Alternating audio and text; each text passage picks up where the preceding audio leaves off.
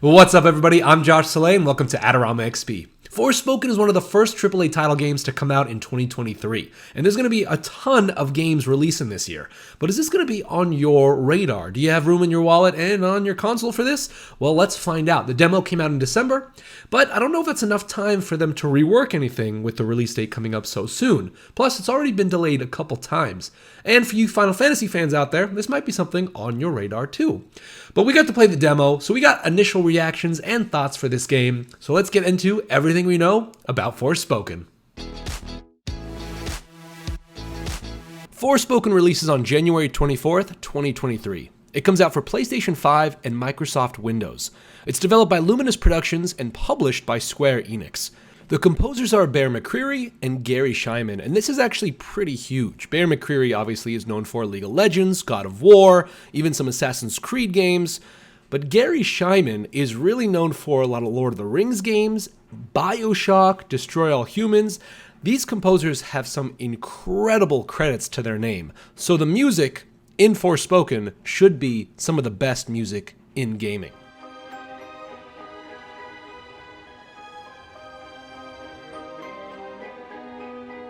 It's an action RPG set in a fantastical world with a whole lot of magic. Now, Luminous Productions has only worked on one other game, Final Fantasy 15. Now, this game is going to have a lot of resemblance to that Final Fantasy game style in terms of combat and in terms of magical abilities, and we'll get into that as we move on. You play as Frey Holland, a New Yorker who is magically transported to the land of 𝔸𝔸𝕝𝔸𝕗. Immediately, a talking bracelet wraps around your arm, giving you the ability to cast spells, move with the speed and grace of Spider-Man, and basically be the badass you've always wanted to be in New York.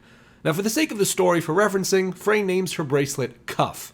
The land of 𝔸𝔸𝕝𝔸𝕗 was once ruled by benevolent matriarchs called Tantas.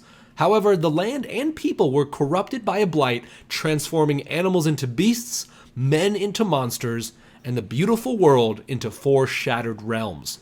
The previous benevolent matriarchs now rule as evil sorceresses. Frey's priority in all of this is to find a way back home to New York. However, due to her heart and heroism, she agrees to help 𝔸𝔸𝕝𝔸𝕗. As she dives deeper into 𝔸𝔸𝕝𝔸𝕗, her bonds with the world, its people, and Cuff become stronger than ever, which will result in the foreboding question: after you save this world and become a hero, do you go back? Now, what's interesting about this game is we are playing as a character who is as new to 𝔸𝔸𝕝𝔸𝕗 as we are the player. We are learning at the same time as Frey. The first few hours of the game will be crucial. It will dictate if we want to learn more about this corrupted world and ultimately save it. Now, will this game grab us or push us away and, like Frey, make us just want to go back home? Now, much like any Square Enix games, there is a lot packed in here. The ways you can customize Frey felt overwhelming in the demo, but that's because they were all unlocked right away. It puts you right in the middle of it. It's like starting a book in the middle of the book. You have no idea what you have and why you have it. Now, I understand why the demo gave you a taste of Frey's mid-game power. However, I would have loved to have started at the beginning of her journey, learning about the world with her, its people, and why it should have mattered to me. Instead, I was dropped into the sprawling and overwhelming magic and upgrade systems, not knowing what was important and how it would ultimately affect gameplay. Now, that's one thing that Square Enix has issues with, giving players too many options. In Forspoken, you can upgrade and change Frey's scarf, each fingernail, yes, each fingernail, magical abilities, and movement abilities. To make matters slightly worse, the menu UI isn't that intuitive. They chose a convex design, which made it hard to see the corners, like the outside edges of the menu are pushing away from the player, which was a very interesting choice. I wasn't really a fan of it. It made it difficult to see the entire screen and read the text, which is the most important part when you're upgrading. Also, whenever you walk into a building, I only got to try this in the demo, you're walking at a very, very slow speed, and you can't run in the house or move faster. So you kind of have to get to each spot in this room, and it takes a good amount of time. It felt like going through quicksand. But add in a full crafting and upgrade system, and you have even more menus you have to sift through and combos to unearth. Now, to many RPG fans, this might sound incredibly juicy, like you can't wait to sink your teeth into. However, When there are too many things to upgrade, you start to lose the importance of upgrading. It feels like a muddled pond with an overwhelming amount of fluff. Now, is it really significant to upgrade my fingernails when I can upgrade my scarf, or vice versa? Or if I can change my spell system and upgrade a spell system or a parkour system? Because there's just so many things, it just felt so daunting and didn't really seem like it changed much. Now, when it comes to open world RPGs, the open world is probably the most important thing. And when it comes to 𝔸𝔸𝕆ℝ𝔸𝕄, it's pretty big, at least in the demo. I'm not sure if there was more realms or worlds that we could discover because it was shattered into 4 spaces and we only kind of got 1 of them. Now, like many other open world games, you have towers that mark areas of interest on the map. Think of Assassin's Creed without the 1 to 2 minutes of climbing. Now, the world felt pretty desolate and unexciting. But this could be a large part to the blight, but I think that might be an excuse. The most important aspect of an open world game is the world building and its world. We should want to explore every nook and cranny of this game. Instead, during the demo, I felt like I was seeing the same building landscapes over and over and over again. The world wasn't a big draw for me here. It felt very bland and generic, an unfinished world. If I'm not excited to discover this world, what's the draw to draw me into this game? Now, here is the interesting part. The enemy designs are so detailed and beautiful, it doesn't match the world they're in. At least the parts that we saw in the demo. We haven't gotten to the big town squares or the castles, which could change a lot, but in this specific area that we were allowed to play in, the enemy types were the most glowing and the most detailed compared to the world they were in. Now let's talk about the writing. Cuff and Frey both have some lines that just really don't land. Now, I can't tell if it's the way the line is said or the line itself. Do I sense you getting better at this, Frank? How could I not? It's that or get my ass whooped. They come off as very robotic, as if they weren't in the same room when recording VO. Now, I know this is often the case with games and schedules, but in a game where the 2 main characters are communicating throughout the game, it seems like a big missed opportunity. It's rather sad to think of that old bridge once having been a bustling thoroughfare. Yeah.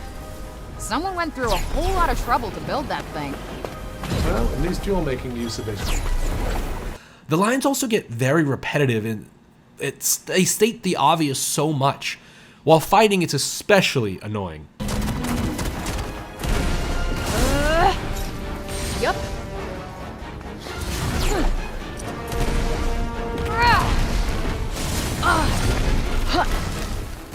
Yeah. Can't complain about an easy ride.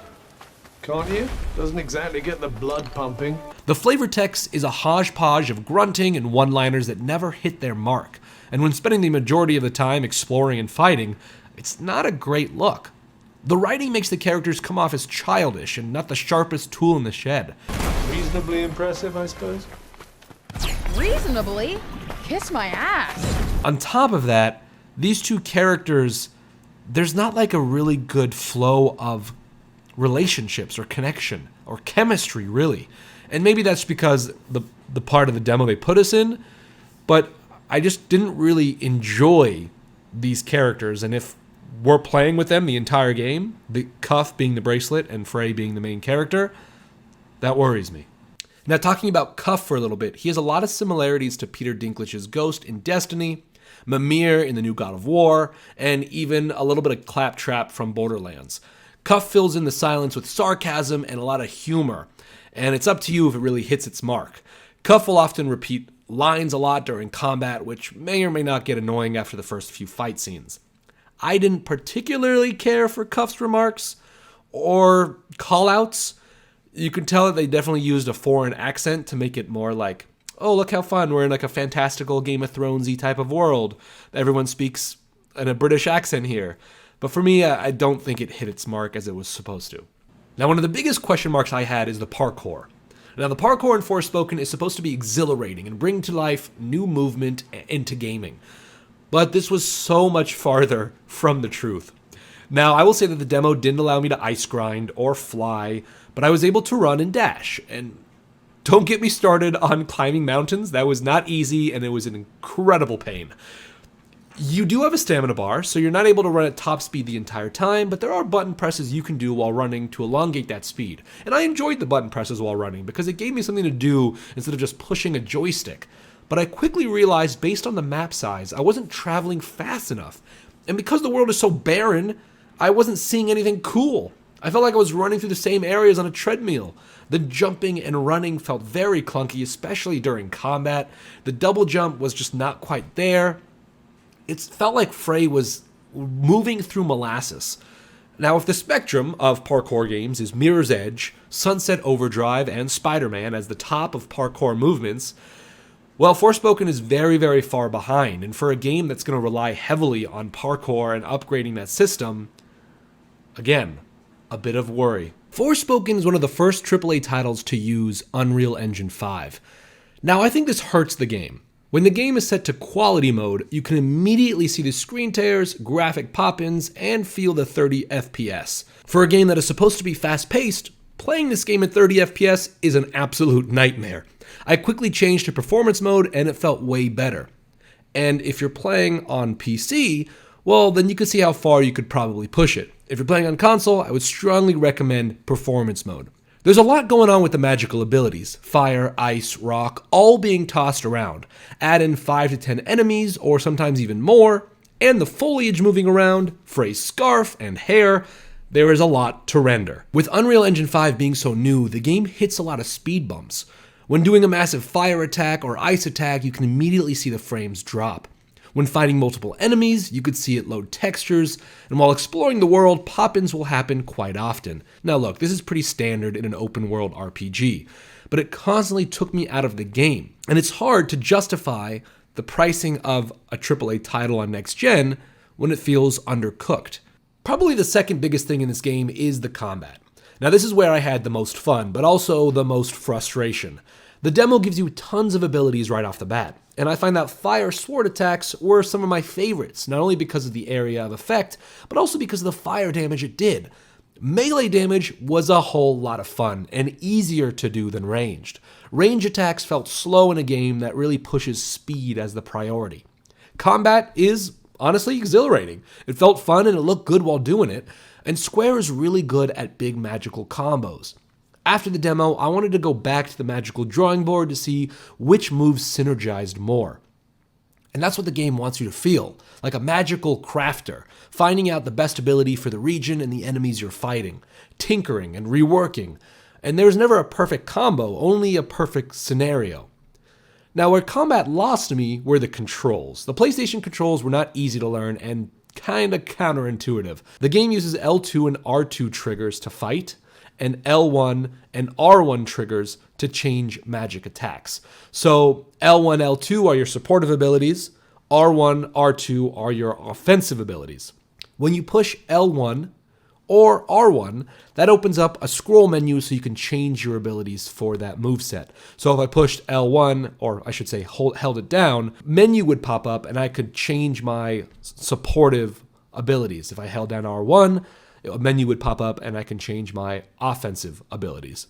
Now, if I want to change the specific spell set, so for example, if I'm in rock and I want to change to fire, I would push L1 and R1 together to allow me to change the spell set how I want. Now, each time I open up a menu, the game slows down so you don't get attacked and you can, move away. But most of my combat was toggling spells and constantly pausing or slowing down combat. Granted, it was my first time getting into this world, but the learning curve is pretty steep. It's a new system, and we're getting the hang of it.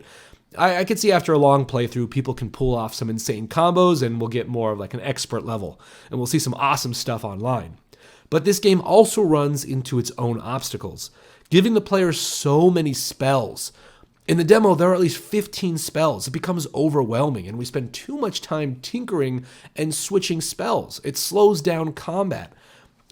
I can imagine that over time you'll find your specific spells, but when there's different enemies to fight and different regions to go to, I'm going to be pausing or slowing down combat a lot, and that's not too much fun.